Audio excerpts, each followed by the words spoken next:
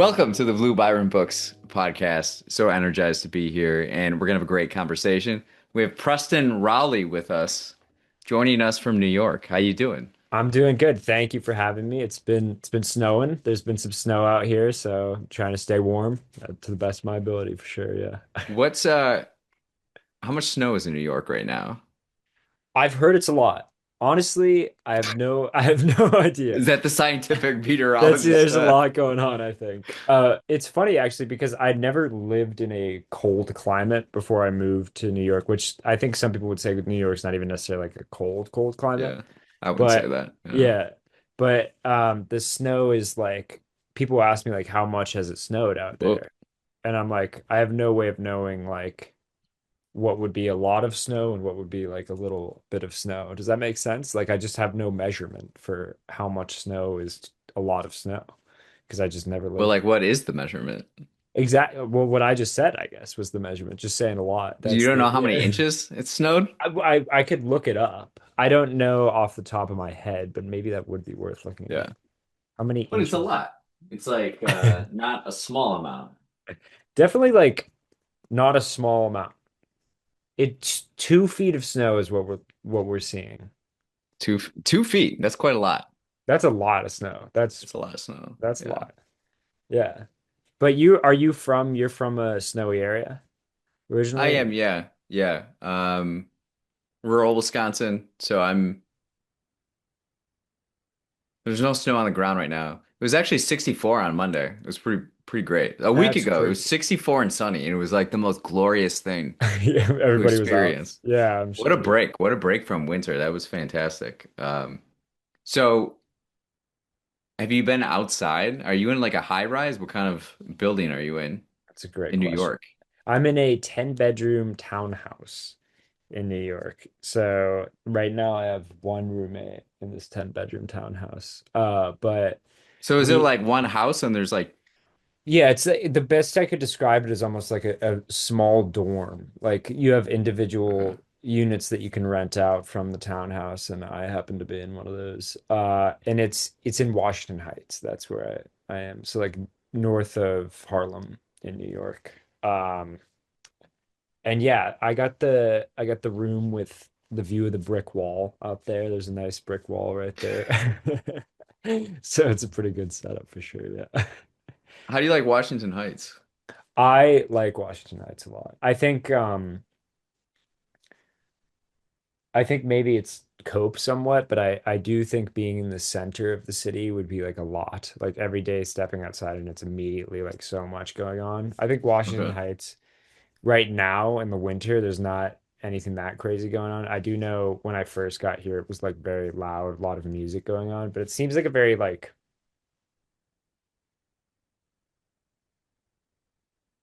it seems like a very nice community. Like all the interactions I've had out here have been Yeah. nice, I would say. Did How you long have ever you been there? I've only been here since September, so I guess it's been 6 months now. But Okay. yeah, September is when I moved here. And before that I was in Seattle. What's the appropriate amount of time before you can say a New Yorker?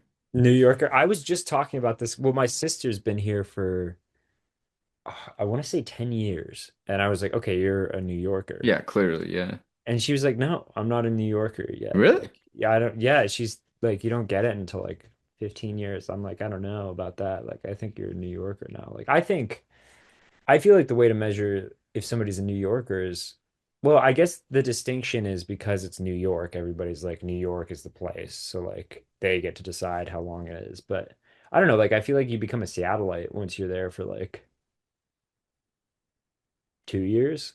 Then you can say Yeah, I was like, about to say like 2, 3 years, I feel like. yeah, not one. You can't give it to one. So I feel like two, Yeah. 3 years in New York. The problem is it's there's so many different parts of the city that it feels Yeah. like I think you can understand one area and not necessarily understand the city itself. Like I think I know Washington Heights pretty well, but Yeah. I don't even know downtown Manhattan that well, I would say. What's your favorite thing to do in New York? It's a great question. This is gonna make me sound like a very old writer. It's gonna make me sound like Hemingway or something. The bar scene is great out here. There's a lot of like cool bars and stuff. Not to say that I'm like always drinking all the time, but I do think I think I hadn't realized that there was such a culture of like going to bars and going to clubs out here before I moved here. It feels like a very big, like if you're going out, you're going to a bar or something. I like the bars a lot. I also love Central Park. Like during the day, Yeah. going to Central Park, even in the cold, like walking through the snow, I love Central Park. And I didn't know because when I visited Central Park before I lived here, I was like, oh, it's cool, but like it doesn't strike me as that crazy of a park. But I think there's so many different parts to it that are all so interesting that I love to see for sure. Yeah. Have you been to New York much? Yeah, I used to go like twice a year. Yeah, I've been there pretty regularly. Do you have a favorite bar? Regular bar you go Really? to? I wouldn't say I'm a regular anywhere yet, but one bar that I really like, there's this place called Harlem Public that I like. There was this place called like Romeo's on like Lower East Side that I liked. And then I went to this in Brooklyn, this like country bar one night that I didn't know existed that had like a couch on the street outside of it that people were just sitting on. And that was Okay. like, this feels interesting. So that one I think might be my favorite just because I was like, I haven't experienced this in New York or Yeah. Seattle. But I can't remember what it was called, unfortunately. What about you? Do you have a favorite bar you've been to out here? Probably Kettle of Fish in Kettle Greenwich of Fish. Village. Okay, I'll write that down. Kettle of Fish. It's a Packer bar actually. So Oh, there we from go. Wisconsin. It's a Packer bar, but it also low key was this beatnik Mm, hangout.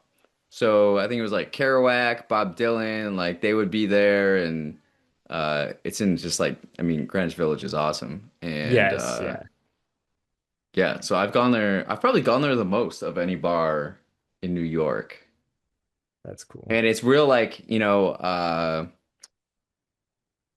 unassuming. Yeah. It's just very like homey, kind of like Wisconsin tavern kind of ish. Yeah. Uh, I think those are the yeah, bars I like in New York. I like the ones that feel like they're not trying too hard to do anything. Like even the country one, it sounds like it was like doing a lot, but it wasn't. It was just like this is what we do here, and then the people inside of it were doing more to like try to be country, which was kind of fun. I was like, okay, this yeah. is nice. Yeah. Yeah, definitely. I mean, that could be a whole podcast conversation episode, bars in New York. Yes, yeah, I definitely. I have I have quite a few experiences in bars in New York. It's a very wet city, and I've lived in Chicago for a very long time. Chicago's a very wet city. It's the Yeah. second city. Um, the the culture in these places revolves a lot around drinking, so it's Yeah. Yeah. I've my fair share of places. Yeah, it was more than I expected. I think because maybe I had come from Seattle was like my Yeah, that's a big, I feel like a big part of yeah. it. Yeah. Yeah, Seattle's just like you go in the rain and like walk like 100 miles in the mountains and then just chill. That's what you do for hanging out, but not drinking so much, I feel like. Yeah. Um, yeah, probably more drinking coffee out there than, Yeah, oh, coffee's the thing for sure out there. Yeah. yeah. Yeah. That's interesting. Well, what got you interested in writing and books? Yeah, that's a good question. I mean, like I loved reading a lot when I was a kid for sure. I can remember reading The Outsiders when I was in like I think second grade, specifically on this like road trip.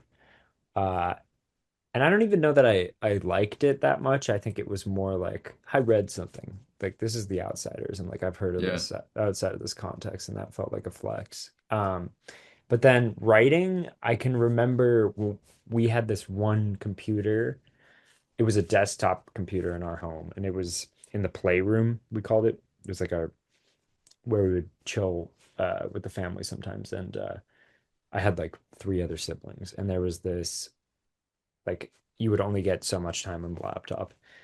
But I remember I used to play games on it all day long, and then like one day I think I just got so bored that I was like, let me just like write something on this like Word document. So I wrote this like 3-page short story, and then I I brought it to school and had my teacher read it, and she was like very like positive about it. And then I had this friend who's like the ultimate salesman in I think fifth, fourth grade it was. Yeah, he was like the Okay. he was the wolf of Texas, I would say. But he was like this hell of a salesman, and I gave it to him, and he was like, "We should sell this," and I was like, "I don't know, like I'm in fourth grade, and I don't know how that would look. I don't know how that actually works, how that turns out." But he sold it. He sold like I want to say like we made like $90 on it, selling it at $5 a pop for 3 pages, Wow. which that's quite a price. But Yeah. and then it was just like paper. It wasn't like a book or anything. It was just like Yeah. pieces of paper. And I don't know the math on that. I think we sold like 18 copies then, which was Okay. something to Yeah. say. Yeah. And then Yeah. so that's what got me into writing. I remember then we started like a whole company. And then immediately I wrote like another book that was about like, I don't know, like lucid dreaming or something. And I showed it to the guy who was supposed to be my editor, and he was like, I don't know what this is. Like, like, we have no idea what we can do with this company anymore. Yeah. Basically, like, this is not, we can't sell this.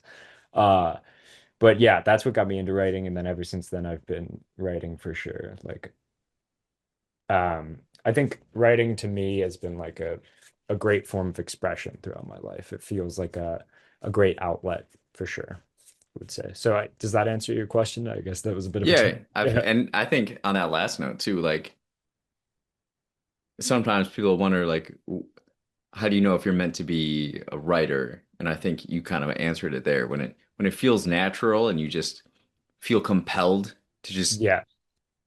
document what's in your head and your mind and it just whether it's Yeah. this or that, Yeah, Um, yeah, I think my brother recently I said I'd find it difficult to describe myself to be an artist because I don't think I've ever like made much of a profit on anything that I've like created. And he was like, I actually don't understand how you could possibly think that you're not an artist because the whole time that I've known you, the only thing that you seem to do is like compulsively create, like at every turn, basically. mm, It's like a need to do. Like whatever you do, you need to express that in some way. Which I thought was an interesting way of putting it. Helped me feel better. But but yeah. Yeah, I would say I think like the distinction between somebody who's an artist and somebody who's not an artist is, do you need to do it? Do you feel like you need to do this? And then yeah, like, and the pro like maybe as I age, it'll go away in some manner, but it hasn't seemed to have. And I started doing it when I was in fourth grade. So I don't know. yeah. Do you think there's a difference between, say, writer, artist, creator? Mm. Is one the big umbrella or no? I don't know. I think there's like, I don't know. I read last year, I was having like a pretty tough time, and I read this book that was an interview with David Foster Wallace that was like, it was the story of this guy who like followed him around basically for like a couple weeks on like an actual like through Rolling Stone magazine got funding to like go interview and stay with him for a couple weeks. And David Foster Wallace described being a writer as being like a shy, he used the phrase exhibitionist, as in like you just like have to like expose yourself, but you're also very Mm, quiet about it, versus how he compared it to like a musician who's like also exposing, but very loudly. And yeah. I think that might be a worthwhile distinction. I think a lot of the like people I know who are like writers could be pretty quiet people who happen to like express themselves in this way. But I think you can be a writer and be another kind of artist for sure. Like I definitely think like I don't love his movies, but I feel like somebody like David Lynch kind of strikes me as like kind of a writer kind of guy to me. Or like uh Richard Linklater. Do you know Richard Linklater? He made like School of I know Rock. the name, but I Yeah. couldn't connect it with any works. Yeah. I think like there are definitely people who are writers and artists for sure. But do you think there's a distinction between like a writer and an artist? I feel like writer is more, it's like a specific lane. Hmm. Artist can be all the above, but I feel like creator encompasses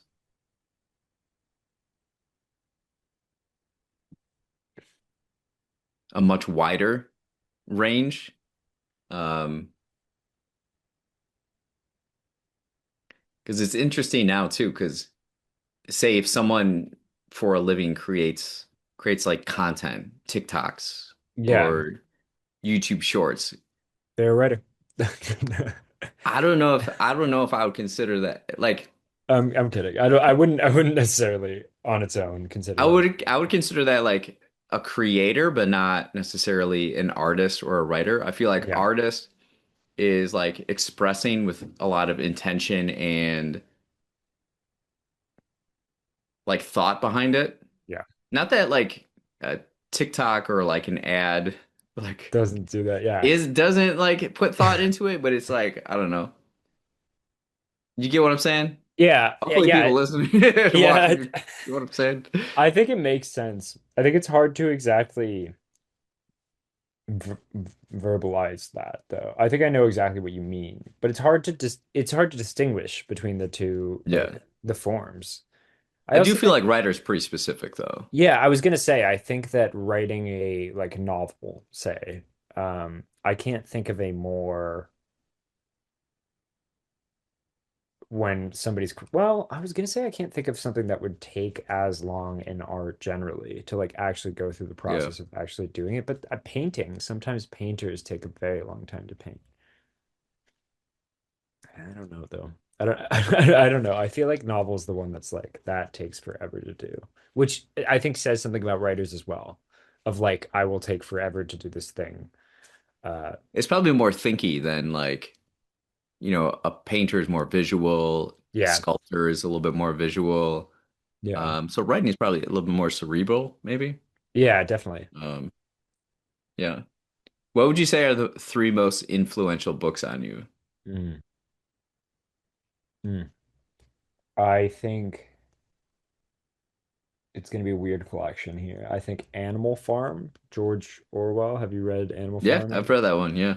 I remember I read that in, I think, 11th grade, and it's a very odd one for it to be like, because it doesn't, in my writing, Animal Farm's not really showing up that much, I would say, but like, I think when I read that, I was like, this is what I envision that a book could be, where it's like it could be so concise. He made it like 90 pages, and I feel like every word in that book is useful to some degree.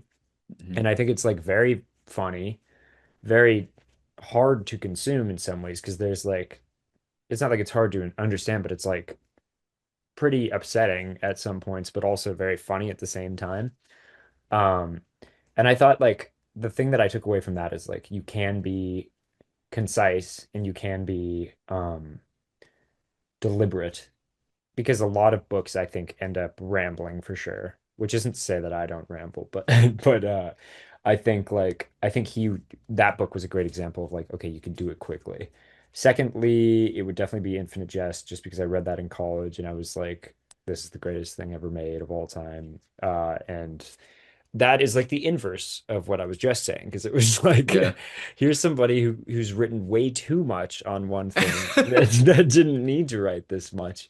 And yet I also loved that. I was like this is like the maximalist expressionism where the other one is like minimalist and I thought that they were both really enticing and entrancing. And I like the way that David Foster Wallace thinks in a lot of ways. He's like very like people have described that book as funny. I never found it very funny. When I was reading it, I was like very Mm. uncomfortable just because it was so visceral, I felt like. But it is like there is comedy in it if you can not like feel what's being said, basically. If you don't feel attachment to the people in it, it's kind of funny. But if you feel attached to like any of the characters, it feels kind of sad. But that and then the third one,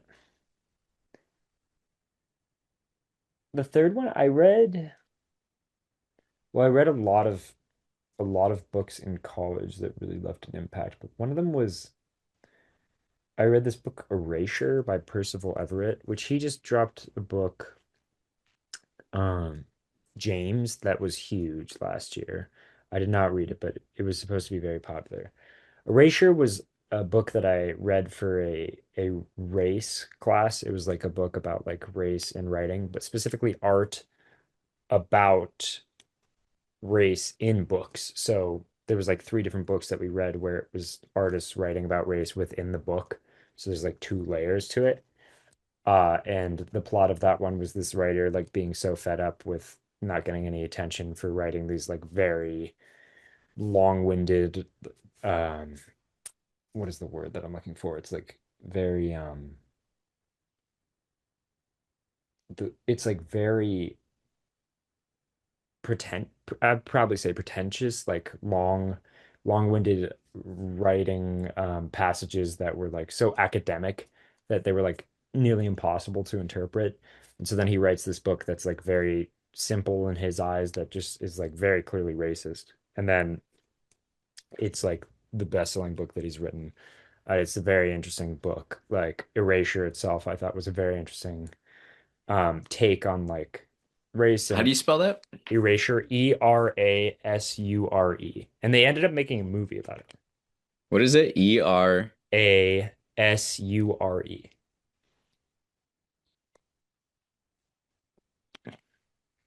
Erasure?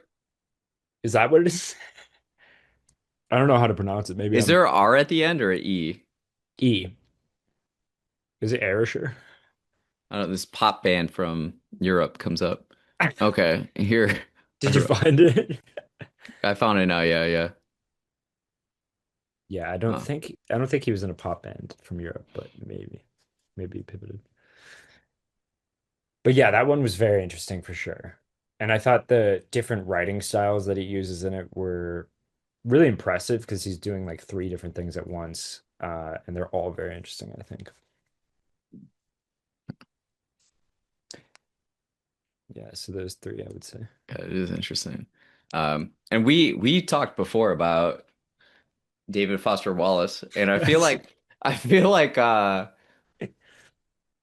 you gotta just list Infinite Jest as like a th three The flex. influential because very few people have read that Yeah, cover to cover. you just gotta, yeah, You yeah. just You gotta. put It's like a humble brag. It's like you just gotta throw it out there. yeah, yeah, just the pretentious pick. You have to find one way to like put it in there somehow. Yeah. Yes, I exactly. think when you told me that, I was like, either either you were like really into this, or you just had like no social life kind of thing. Yeah, I think it was a mix of both at the time. Yeah. I was entering college and I wasn't doing much of the like getting out there thing. I was just like, let me read Infinite Jest instead and see what happens from there. It's funny. Is there a book that you continually return to? Great question. I don't think I've ever reread a book, but I think like a book that consistently comes up to me oddly is like Lord of the Flies. Like I consistently think about that book like all the Hmm. time. And I haven't read it since I was very young. But I remember reading it and thinking, I think there's some interesting things going on with the characters about like this need for hierarchy, this like seem to have some social need for hierarchy, and then the also how that hierarchy doesn't necessarily benefit the people in the actual island. I think it was like an interesting take on humans. But I do remember I was in like senior year of high school, and I was like, I for some reason thought about that book again. I was like, this has to be like the greatest book of all time. So like I gifted it to I think it was my girlfriend at the time, and she was like, I like it's not that good. She was reading it and she Why are was you giving this to me? yes, yes, she was like, we're in 12th grade. Like I don't need to be reading Lord of the Flies right now. I know what happens in Lord of the Flies, but thank you. And then I had to go into Infinite Jest next. I was like, all right, no Lord of the Flies, I guess. Huh. Yeah. But what about you? Do you have any book that you go back to or no? Actually, interesting you bring that up. I have this one I read every year, Sacred Hoops. It's by Phil Jackson. He coached Chicago Bulls, Los Angeles Lakers to Yeah, all yeah, those yeah. championships. Um, that one, and actually recently we're actually doing a rich edition of it. coming up is The Death of Ivan Ilyich by Leo Tolstoy. Oh wow. Yeah. Yeah. Yeah, I haven't read any Tolstoy, but I've heard he's like incredible. Well, I wanted to read Tolstoy, and this is like the smallest book. So I was Yes, like, yeah, yeah. I'm gonna read that one. Yeah, I was looking at the Uh, pages and I was like, oh, that doesn't look like Tolstoy to me. I think it's yeah, I'm supposed to not be gonna do like War and Peace. I'm gonna do yeah. Death of Ivan Ilyich. Um, it's so great though. It goes back to what you're saying about like just the brevity of it, Oh yeah. and it's so good. Like I'm very fascinated with death in that we don't want to talk about it ever, Yeah. but it is real. It is like Yeah. part of nature and life, but we don't talk about it. And then when someone experiences it, they're confronted with a lot of thoughts. And then Yeah. so like this character wonders, he rose through kind of the bureaucracy, status, possessions, and then now he's like, did I just I thought I did what I was supposed to do. Yeah. Did I do it wrong? Oh wow. And just really like I mean, yeah, like I that's mean if you put tough. Yeah. yourself in that situation. So like reading it, this is probably the fourth time I've probably read it, and it's just so good that it's a just a reminder of wherever you are in life, you could be dying. Well, theoretically we all are dying, but like you Yeah, literally something the introduction that I'm gonna write for it so far the draft like starts off like healthy people want so many things, yeah. but a sick person wants one thing. Yeah, yeah, And yeah. it's so simple, so focused. Um, and I think that's such an interesting concept to think about. Um, Absolutely. yeah, so I'd say, yeah, those two. Yeah. Do you Yeah, read more for like language, ideas, feelings? Does that change ever? I think it's been feelings. I don't know that it was always feelings. I think like a feeling that I feel like I'm constantly chasing when I'm consuming art in any way, like even movies, anything like that, music. When I feel like I don't understand it entirely, like when I feel like it's like put me in a space where I have to really digest it afterwards. There's been a lot of books that I've read where I'm like, I don't fully comprehend this, and then it kind of clicks a little bit later. Mm, And like ambiguity in art generally is like what really makes me interested. But I think it's because I really like the concept of somebody saying like I don't know to something rather than like I know something. Like I know something to be mm, true. I think closes a lot of doors where I think I don't know something to be true opens a million doors and like there's no one answer to that. Um, so I think like the feeling of being uncertain and like lost is very engaging and entertaining to me. Um, and also like emotionally profound to me when I read things. So I think that kind of general feeling is what I'm looking for, I would say. okay, nice. Yeah. What does your consumption of creativity look like on a daily basis? Um, I mean, I try to read every night. Right now, I'm going to Ireland in like a week and a half to visit a friend, which I'm excited about. And so I just started reading Ulysses, which Nice. I'm not understanding fully. I can't lie. I'm not, a lot of it's going right over my head, and I'm hoping that at some point it turns around, but it doesn't seem like it has yet. I might have to do a little looking up of like, here's what's going on in these chapters. Um, but I try to read every night. I listen to music all the time, all the time. Like I listen to music whenever I can, basically. Um, I love music. What platform do you listen on? Spotify Okay. is my streaming service. I also use SoundCloud for some artists who pulled their stuff and stuff like that. What about you? I used to be Spotify, but recently I'm redeeming my 3 month trial on Apple Music, Yeah. and I think I'm enjoying that more.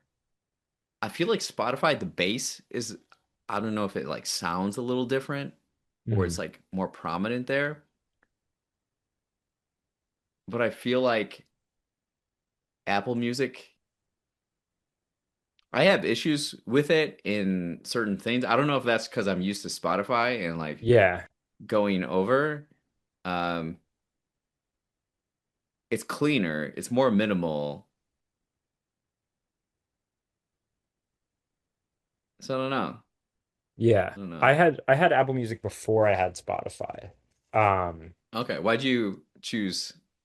it was a family plan. My brother was like, it's time we all transition to Spotify. So we all went to Spotify, which I wasn't like super hyped on because I had to transfer all my files over and they didn't transfer over, which was so I had to like there's a lot of songs that I would listen to a lot back in the day that are just gone basically from my memory until I'll like run into Well, did them. you like own the files or I would download them on my phone and then I wanted to transfer all those downloaded songs over and now they're gone all over.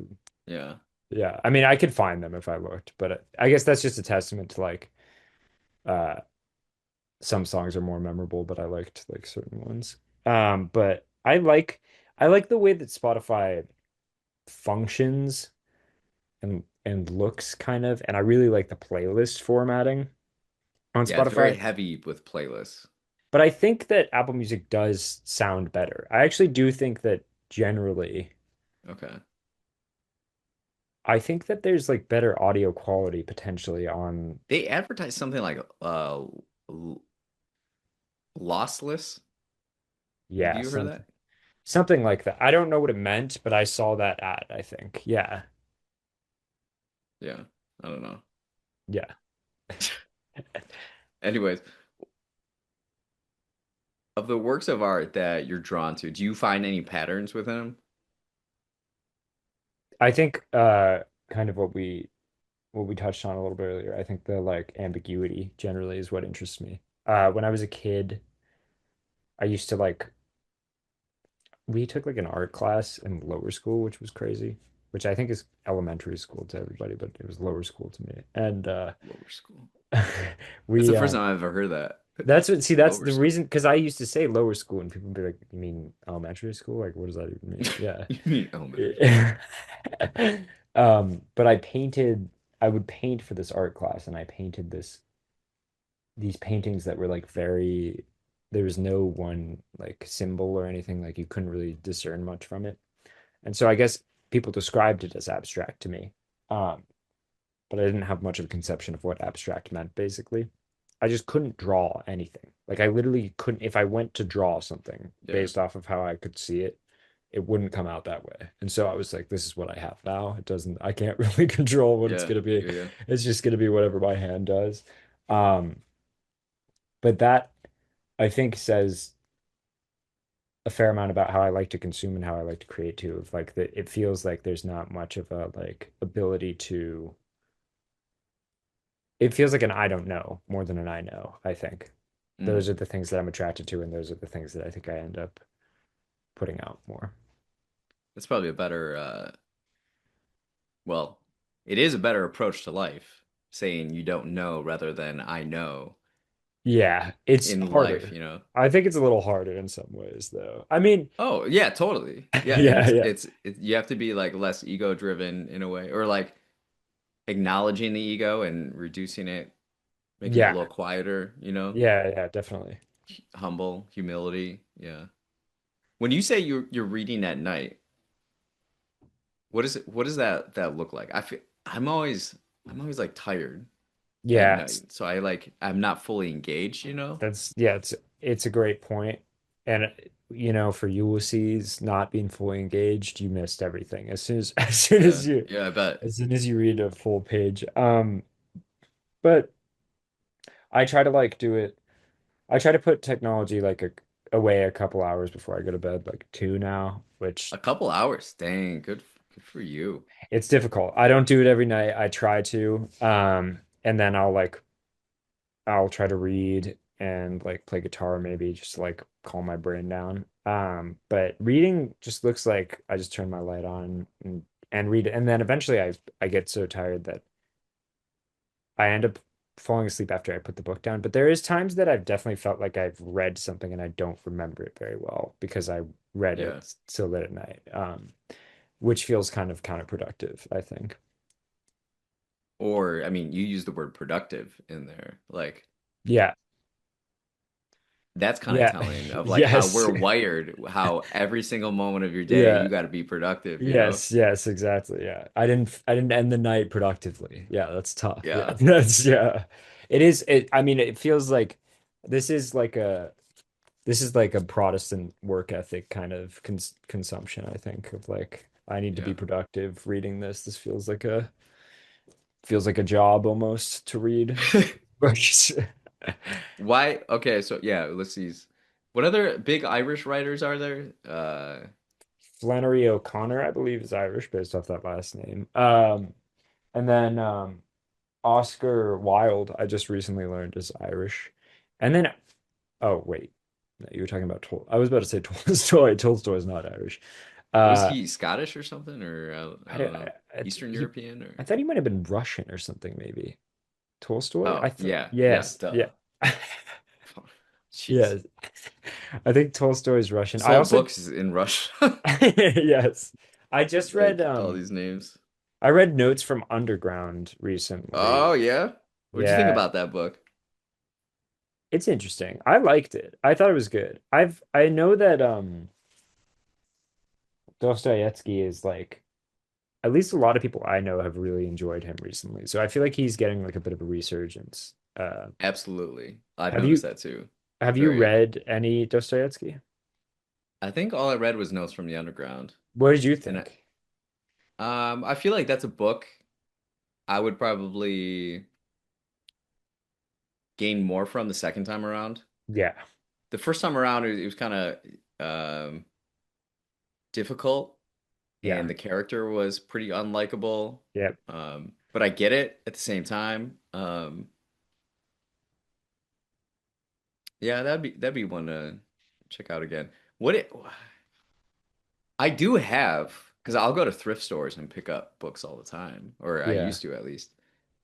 And I do have a lot of Dostoevsky, but I don't know which one to read I've heard Crime and next. Or Punishment is great. I've also heard Brothers Karamazov is great, but I tried Brothers Karamazov and it was like 500 pages. And I started it and I was like, I don't know about right now. So like maybe at some point, but I do want to yeah, read Crime and Punishment at some point for sure. yeah, Crime and Punishment. Yeah, that's probably the most notable one Yeah, of I think his. that's gotta be. Brothers Karamazov is definitely big too now. Hmm. I wonder if there's any other one. I feel like I chose Notes from the Underground because it was like a Yes, it little was thinner. that's why I ended up reading that one. I was like, I have to read some Dostoevsky at some point, and like this is this one. But I also had it recommended to me by a friend because he said it was reminiscent of my writing style, which after I read it, I was like, wow, that's interesting. He has such a fascinating background too, and Yeah, story. I don't really know Crazy. much about him. What was his I'm pretty sure he was in the gulags for a long while. wow. Let me see.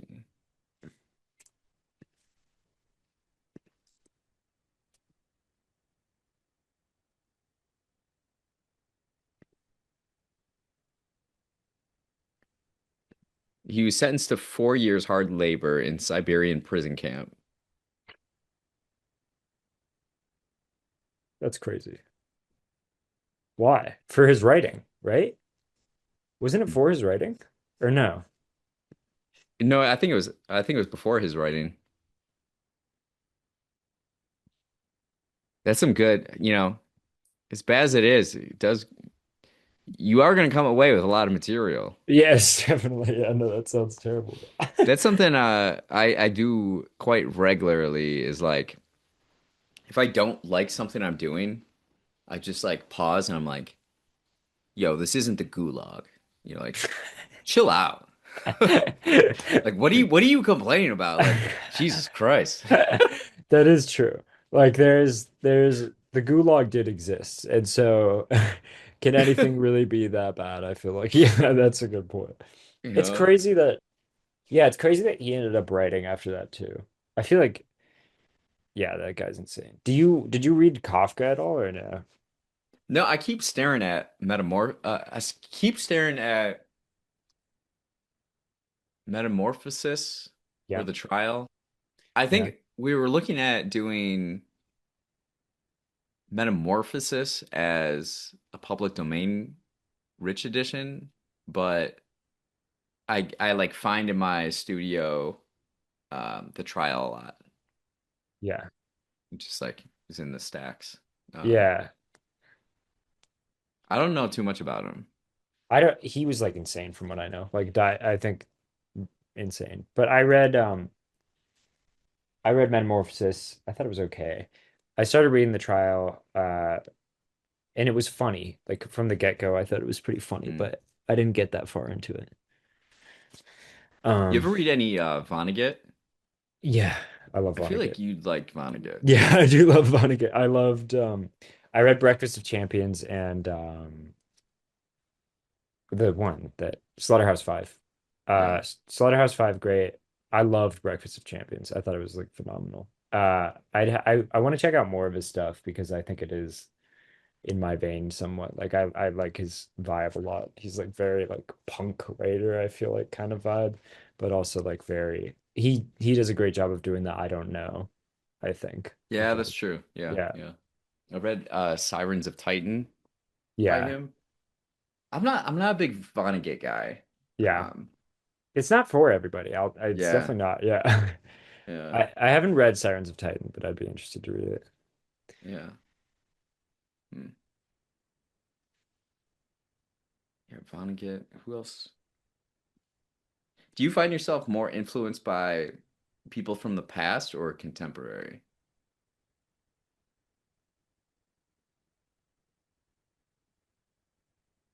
Like as far as like writing goes, it ends up being a lot of people from the past just because I haven't read a lot of like ultra contemporary fiction. I haven't read a lot of new books that are coming out, honestly, which I wish I was doing more of that. Like I know that like Sally Rooney is supposed to be like a great author, and I haven't read Normal People. I haven't read anything that she Yeah, wrote. I haven't read. I'm aware of her, but I haven't read Yeah. her stuff. Yeah. I read Rachel Cusk's Outline, which came out a couple years ago, and I just randomly picked that up at a bookstore, and I really loved it. But much of the books that I read are like what we were just talking about, like Vonnegut, like Ulysses, James Joyce. Like I just read Frankenstein recently. Like a lot of it's like very outdated. Of like it just doesn't. It's just not contemporary. So I think as far as writing inspiration goes, a lot of that is attached to the past a lot more than contemporary, but like other art inspiration, I think a lot of music, it's pretty current.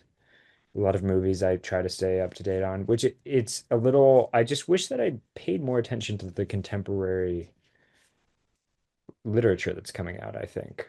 Do you pay a lot of attention to it or not really? Um, from like a market standpoint, I'm aware. Yeah. Um, and doing like research and like just going through books at bookstores, seeing what's on shelf, how everything is designed, how just like looking at everything. Um, reading wise, it's like it's just so random. Like the we were talking, we made a like a booktube video about it, but like to read books, if I create a stack of books that I'm gonna read next, it's like the most surefire way that I don't read those. Yeah, It's yes. very it's very spontaneous.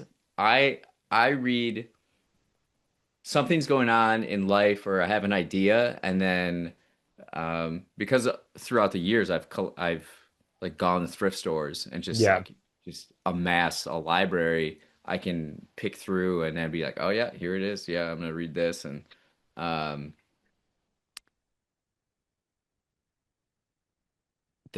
I would say a lot of nonfiction is in there. A lot of Mhm. nonfiction, spiritual books. That's probably my wheelhouse. Have Uh, have you read Man's Search for Meaning? yeah, I've read that like twice, I think. Did you like Yeah. it? I've heard it's quite good. I It was good. I don't have the same reaction that most people do. Most Yeah. people look at it as like this profound thing, but a lot of the books I read are similar in that vein. So it felt kind of like I appreciate this story, and this is insane. This is um, but I get what he's. Yeah. Yeah, it I didn't already kind of feel understood what he was saying. yeah, it didn't feel that new to you, basically. Yeah, that makes Yeah, sense. but like as far as like books go, it's a very incredible book. And that's another one of those things. Like he's in like I think two different concentration camps. He survives Auschwitz. His whole family is killed. He's the only one left and like find meaning in like Yeah. the struggle and in life and it's so great, a great message for like our contemporary time too. Yeah. Um it's so interesting. What do you think of Frankenstein?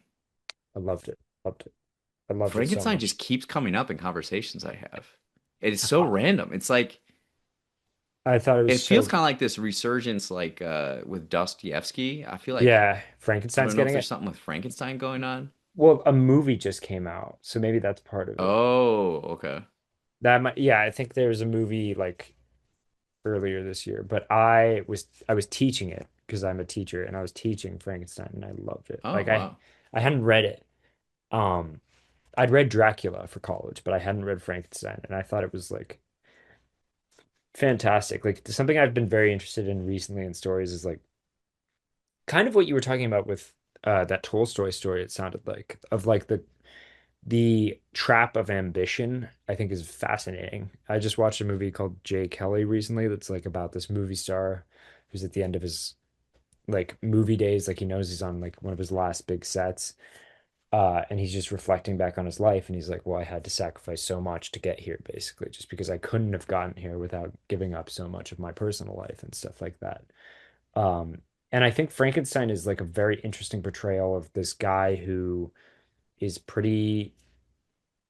uh pretty normal, like pretty well liked and pretty clearly pretty intelligent, but just becomes so consumed by some form of ambition. And I think the monster is like some metaphor for ambition, is my read on it. Um, and it destroys his life entirely. And I think that is like a beautiful story that is like incredibly profound for what I had known it to be because I had watched a bunch of like Frankenstein movies back in the day where Yeah. it was like black and white, like monster like picking up a kid and throwing them in the water and it's like a horror movie, but like Yeah. I think the book is horrific in some ways, but like a lot more about ambition and consumption and stuff like that. I thought it was very interesting. Well, it's crazy too. I think Mary Shelley was like 18 when she wrote it. That's insane. Yeah, I could buy Can you it. imagine? Like that's crazy. That's wow. That's She's insane. impressive. Yeah, she's awesome. She's so cool. Based off the story, I was like, I learned so much about her too. It was so cool. I had no idea she was 18 though. That's amazing. She was, right? I think she was, let's see. I think it took her 2 years to write. I think she started when she was 18. That makes sense. 18. Yeah, that's insane. Finished the draft at 19 years old. Yeah, I just don't understand how you could even conceptualize that at all at 18 or 19. That's amazing. Yeah. Yeah. Huh. When you are at your best in your creative process, what does that look like? What's the environment like, the mood? Let me into this space. I think it's I think it's funny that you said I would be like a Vonnegut guy because I think Vonnegut is very like chaotic and like Okay. you when you read him it feels like he's like coming from a chaotic place. I think I'm similar in that way where it feels like I can't control where it's going to be coming from. What I do have is like when I wrote this novella, um, I was like, I'm going to write 1,000 words a day once I started Okay. it. And I was like, it doesn't matter what I'm doing in a day. It's going to be 1,000 words at the end of the day. And I stuck to it. and it drove me insane. I was like, I remember every day like talking to my friends, and I'm like, this is the worst decision I've ever made. Like, why would I ever, why would I ever make myself do 1,000 words a day? Um, but it was like I had to set this rule for myself of like, this is going to get done in this way, or it's not going to get done because that's just how I think my brain operates. And I think there's a lot cooler and calmer ways to approach creativity that I think works a lot better in a lot of ways. But I think mine is like a very like it has to be this. And what I found was when I was writing it, I had to like do little rewards for myself, which is it's so sad, but like I was like so I just I think I grew up with social media, so I think I was like Instagram's like a thing for me of like I'm not even thinking, I'll just go on my phone, like look at Instagram. Mm. So it would be like I would write a sentence, scroll to the right, go to Google Chrome, type in Instagram, it would start loading, and then I would turn like close the tab, go back to writing, write another sentence, and that would happen like every sentence. Interesting. Yes, yeah. So Yeah. that's part of my creative process is uploading Instagram and then not even seeing what's going on, I What guess. is it the same time of day every Mm. day? No. So yeah, see, there's no order to to any of it, I Yeah. would say. The only thing is like it has to happen at some point during the day. It would be like I think a lot of it got done at night. I think now ideally if I'm writing it's like 5 p.m.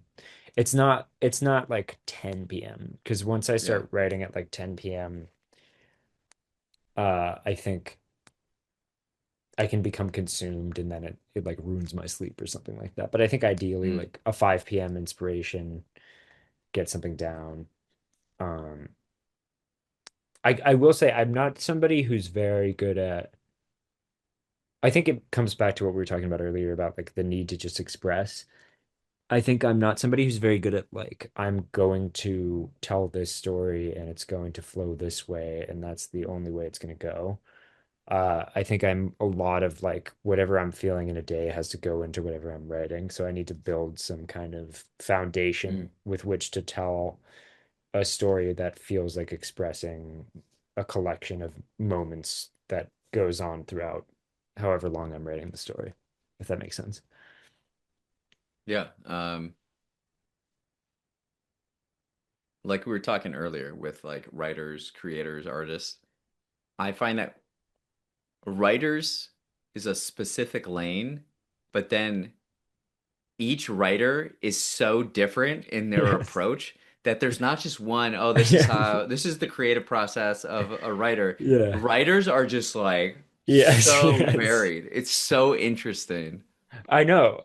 Well, yeah, absolutely. I think that's not the same necessarily with like musicians or but I don't know, it is. I think there's like something to be said about the differences in the way people approach things. But like the way that like Hemingway would write something, it sounded like he would just like go to a bar, drink, and then just like write some stuff down basically. And that's not me. It has to be like very bizarre setup in the middle of the night. I'm like, oh, I need to write like 1,000 words right now, and Yeah. then yeah, and then I wake up the next day and I'm like, you have to do it again. So Yeah, like Kerouac. yeah, He was pretty distinctive. he was insane for sure. He was cool. Yeah, his There's a style. lot, yeah, there's a lot of insane Hunter S. But Thompson. I think there has to be an element of insanity to write. I think you have to be a little Yeah, bit. yeah. It Yeah. feels like a task to be like, I'm gonna write something a lot more than I think like playing guitar or something is. Like there's a lot more pleasure to be had, I think, in a lot of the other arts that you don't necessarily get from Yeah. just like banging away on a typewriter or like typing away on a thing. It's like a Yeah. I think it's like a masochistic expressionism almost with writing for me at least maybe for me. What would you say your relationship between discipline and intuition is Mm. in creating like meaningful work? It's so it has to start the process has to start with intuition. Like whatever I'm writing has to Mm, start from a place of I'm inspired by this. Here's a thought I had. I need to put it into this. Um, and then also like not even I need to put it into this. Like here's a thought I had. I have to follow it. So like there's been many times that yeah. I've ended up writing something that started with here's a sentence. I don't know who's saying it. I don't know what they're talking about. I don't know what's going on around it. here's a sentence, I'm going to follow where it goes and like just follow wherever my brain goes from there. But then you have to get into the discipline because at some point you follow it and then it just tapers off. Like it just kind of goes away. And then Mm. it's like, okay, well, I have to do something here. Like it has to come back. And that's where the discipline comes in. And then you get to like marry the two somewhat, but it never feels like it feels more like they're divorced and you're trying to it's like the parent trap of the two trying to get them back together. Yeah, it's funny. But it's a lot of like for me it's a lot of discipline once I've gotten the idea down and then I'll have little moments where it feels like the intuition gets to come back in and then I can like kind of ride it. Um so yeah. It's a mix of the two, but it always starts with intuition, I would say. Yeah, that's probably, yeah. What would you say if someone discovers your work years from now? What would you want them to feel? Like, not just understand, but feel.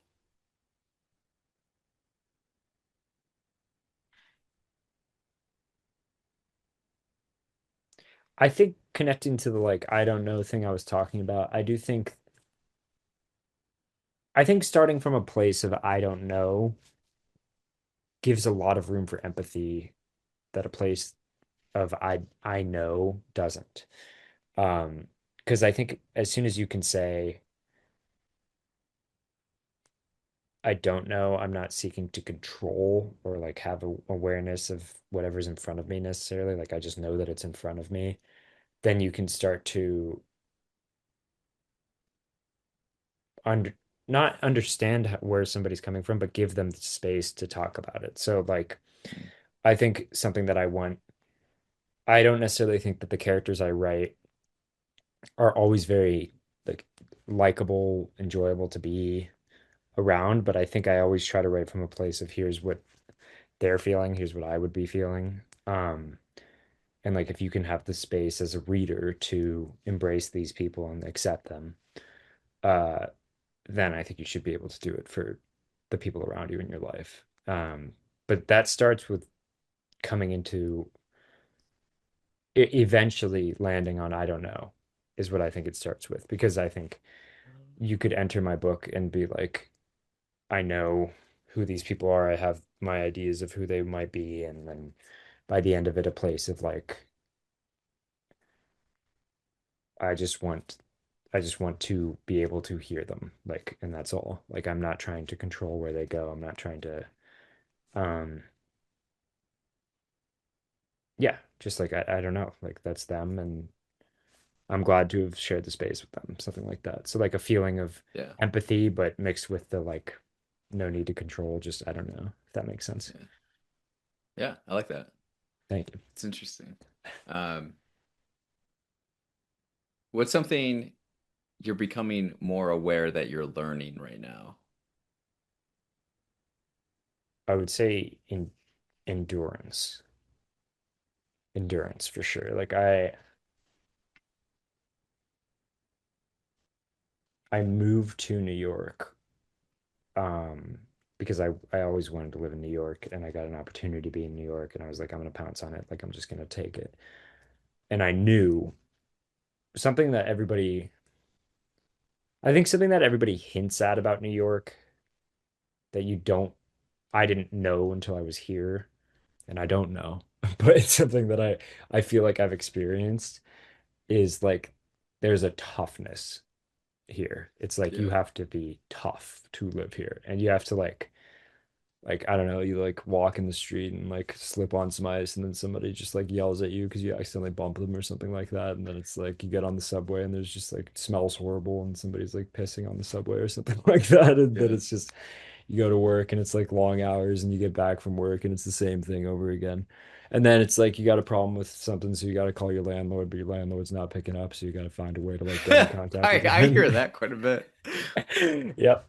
Landlords, they control this city quietly. They quietly Yeah, control this yeah. city. Yes.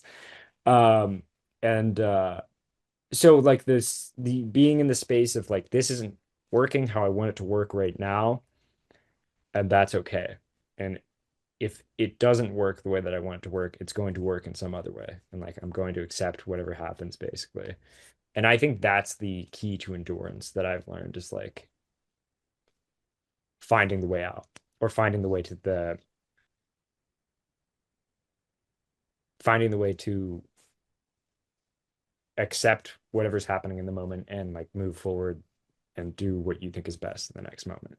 Because I think growing up, I mean, I think there was a lot of opportunities where I would like want something and I would try my best to get it and I would end up getting it right away like that or something like that. And then like the not instant gratification teaches you a lot.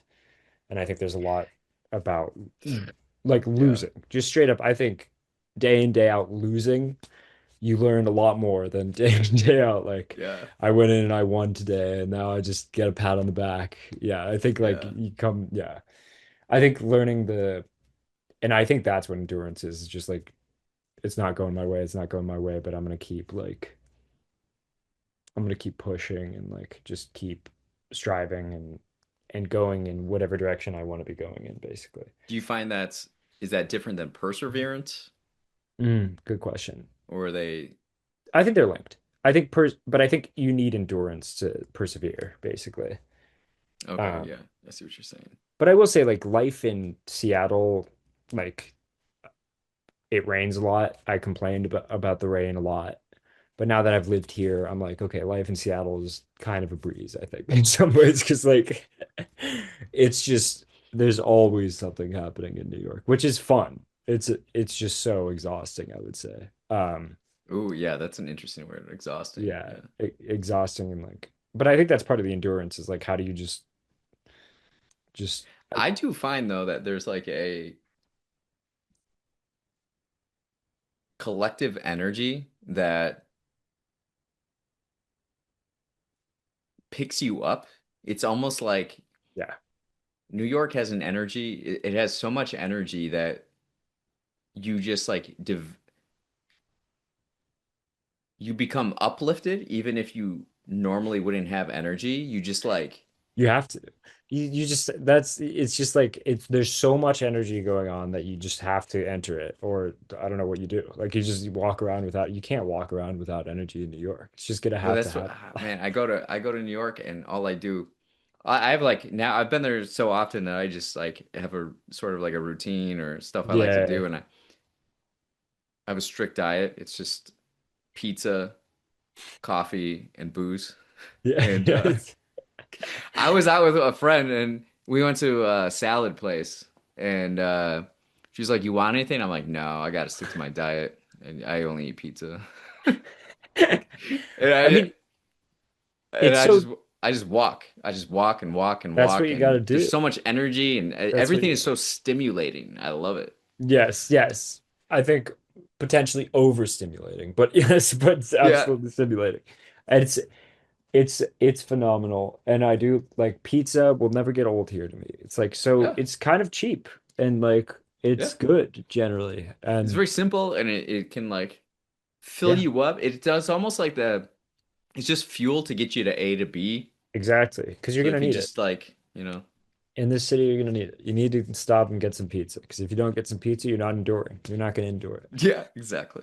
it. Uh, what in society are you curious about right now? Hmm.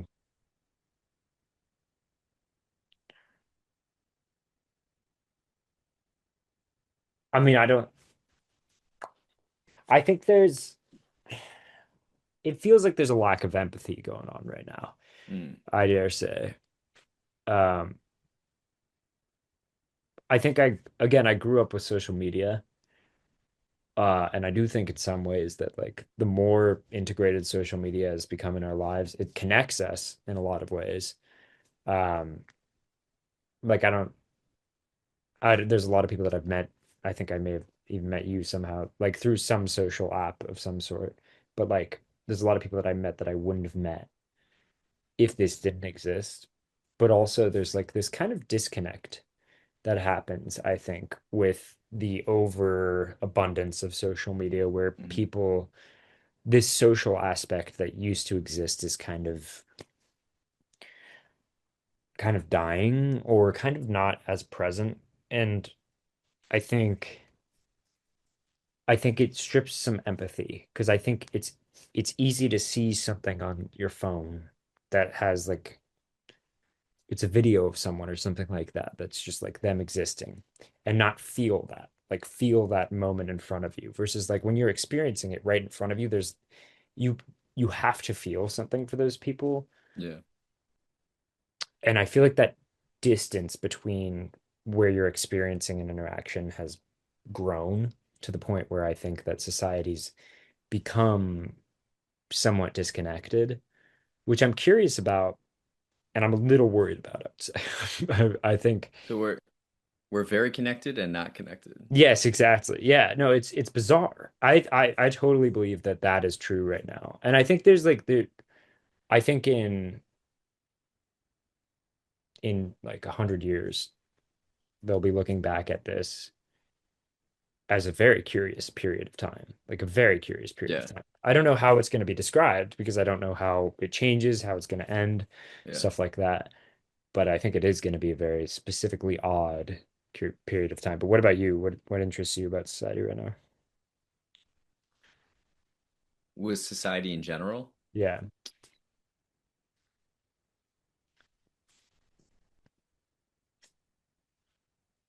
with American society, I think a lot about lack of alignment and division and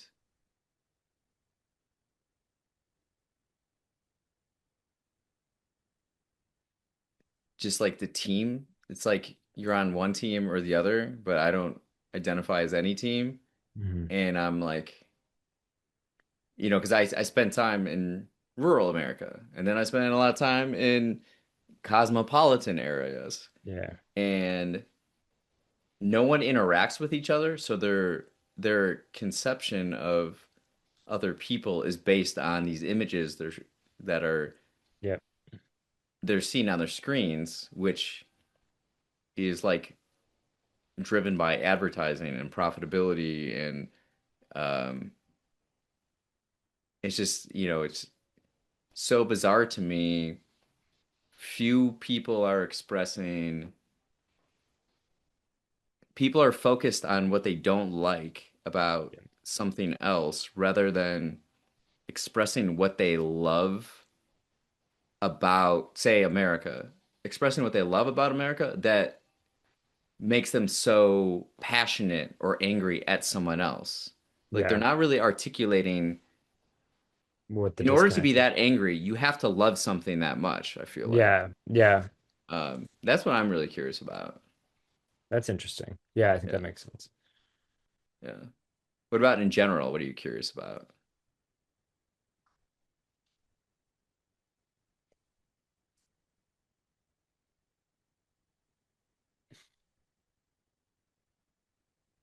Honestly, like, hmm, I'm always curious about people. I love interacting with people and like meeting people and like just experiencing people and understanding how they like live their lives. And I think I'm curious about what's going to happen moving forward in the future with day-to-day interaction and things like that. Obviously, like there's a lot of talk of shifts that are on the horizon, obviously with like AI and stuff like that, but also like I don't know, there's a lot of like it feels like there's a lot of deadlines that are coming up that are like pretty significant human milestones. How so? Elaborate.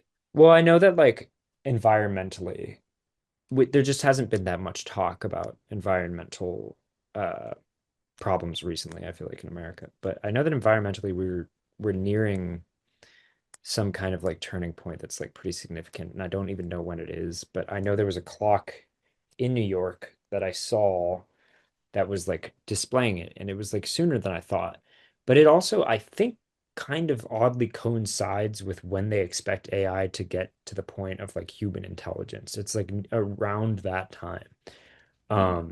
And I was thinking that's such a curious thing because like these two I don't like these seem like such impactful moments in human existence that are about to happen at the exact Yeah. same time. And I'm so curious where it's going to go from there. Um, and I unfortunately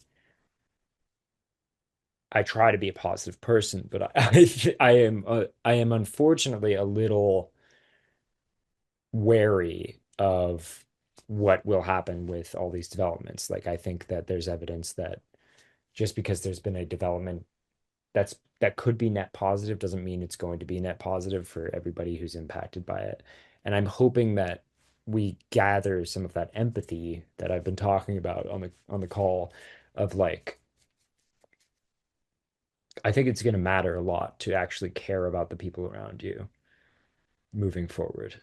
And I think a lot of people need to do a lot more practicing of patience, um, and sitting in like discomfort socially. Like I think there's something to be said about being able to argue with somebody and then continue to exist with them. Like know that it's okay to argue with somebody and disagree and stuff like that. And I think there's like a tendency now where it's like, okay, I argued with you. I don't want to have to deal with this. This is uncomfortable. I don't want to, I don't know. And maybe that's like maybe that's just my personal experience, but I think it's becoming more common generally. Yeah. Does that make sense? Yeah. It's very interesting. How do you envision personal growth, success, and fulfillment in your life? Great question. Last one. Wrap up Okay. this one. I think I think personal growth is success and fulfillment to me, but I think something I always wanted to do ever since I was a kid was lead an interesting life. And I think I've put myself Mm. in positions that were Yeah. potentially like scary and negative and like hard to get through because I was like, this is going to be interesting. As a Yeah. kid, I did that a lot. I did that It's a a lot. very writer-esque thing Yes, to yes, yeah. Um, and and so, like so in some ways it feels like I've lived my life like an anthropologist testing on myself in some ways of yeah. like here's or a scientist experimenting on myself and seeing what will happen. Um, and I think that practice needs to go away a little bit because it's like I think as Okay. I age, I have less ability to like just endure. Well, I guess maybe more, but like I have less interest in like throwing myself in like potentially negative situations. But I think the the striving towards an interesting life to me has meant consistently every time that I think I have an idea about how the world works, I find it flipped and it's wrong because I put myself Mm. in a scenario where I find myself in a completely different context where I hadn't thought of something in the way that I'm thinking about it now. And I think living a life where I'm continuing to see um, a consistent shift in perspective where I'm never truly able to feel entirely comfortable thinking I know much about the world, I think would be a beautiful life because I think at the end of that life, I would think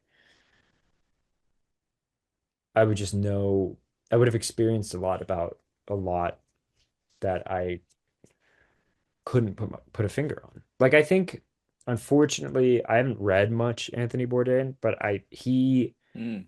he strikes me as somebody who really was curious. And I think curiosity is a beautiful thing. Um, I think it's the most important thing to me. So a life full of curiosity would be successful to me. Um, and if I feel like I can inspire others to be curious as well, that would be beautiful. But what about you? Mm. I find myself thinking a lot about curiosity recently, intentionally. Like, one of my near-death experiences was in 2018, and that really like propelled me on like a self-development journey. And I had no map. I just followed curiosity. It's like, what am I curious about? Follow that. And in terms that's really when I like started reading because I wasn't much of a reader before this. And this was like 2018, but it wasn't like read these. 20 books. Read these 20 books and Yeah. change your life kind of thing. It was like, what am I curious about? And then I would read about that. And then I would read about that. And I um, had a membership at the Art Institute of Chicago. And since then, I've gone over 600 times, I would say. Wow. And I just Wow. go and I just absorb and I learn and I steal a lot of ideas and I learn. It's so much. What I've learned is that art museums are essentially like idea museums, Yeah. and you see it throughout history, and they're just ideas are expressed in different forms. Um, and I feel very connected to the human story. Like see this story, and um, and the artists feel very much alive to me, even though most of them are dead. And I feel like this um, responsibility in a way to like carry the human story on and move it ahead. And so when I look at contemporary, like how would one do that? It's like what I've observed is it's like there's like this bridge. You have like the analog world and the digital world. And right now we're in this like really awkward stage, very uncomfortable, very painful. And it's like, what role can I play in helping smooth this transition so that like the human story continues on in a positive direction and you know, we keep it going. Humans are very Mhm. good at perseverance and stuff, and it's like finding a role within that and playing that and providing be an example for that and others for the future. That's what I'm into. That's what I find like fulfilling. Yeah, that's beautiful. Yeah. That's great. So, well, this has been a wonderful conversation. This has been so terrific. Thanks for coming on. I Yeah, appreciate man. Thank you for having me. It was great. Yeah, thank you. this is Sorry about fun. the background. It's not so it's not Oh, so it's all good. eye-catching, I It would say. is really interesting to notice everybody's backgrounds. Yeah, Like it everybody really has is. like different spaces and uh it's fun. But yeah, great chatting with you tonight and we'll rendezvous soon. Awesome. Thank you for having me.